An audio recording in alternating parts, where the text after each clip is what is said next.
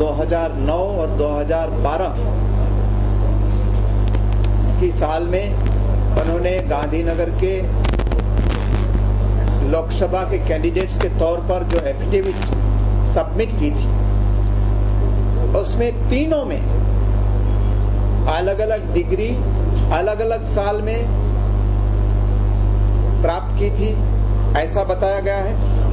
2004 के एफिडेविट में उन्होंने बताया कि उन्होंने 10th स्टैंडर्ड 1944 में, 12th स्टैंडर्ड 1947 में और बैचलर ऑफ लॉ 1942 में पास किया था, जबकि उल्टा होना चाहिए था।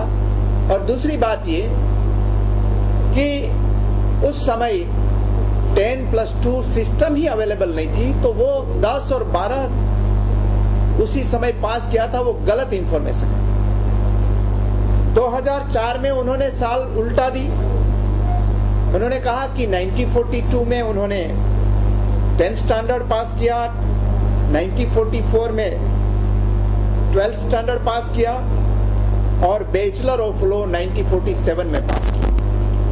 मीन्स उन्होंने 19 साल की उम्र में बैचलर ऑफ लॉ कर लिया था। वो संभव ही नहीं है, क्योंकि बैचलर ऑफ लॉ करने के लिए टोटल आयु मिनिमम 23 इयर्स होनी चाहिए, उसके पहले हो ही नहीं सकता।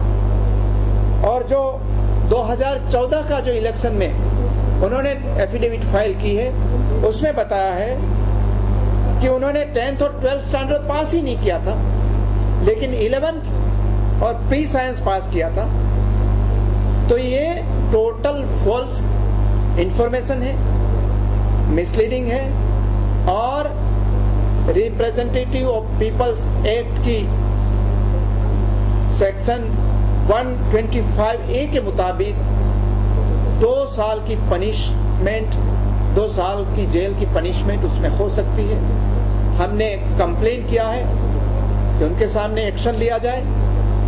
इतना ही नहीं, हम डिमांड करते हैं कि उन्होंने जो डिग्री बताई है, एजुकेशन क्वालिफिकेशन, वो फेक है, सही नहीं है। इसलिए उनकी ओरिजिनल कॉपी वो सबमिट करें और देश की जनता के सामने और गांधीनगर की जनता के सामने वो उस मुद्दे पर स्पष्टीकरण दें।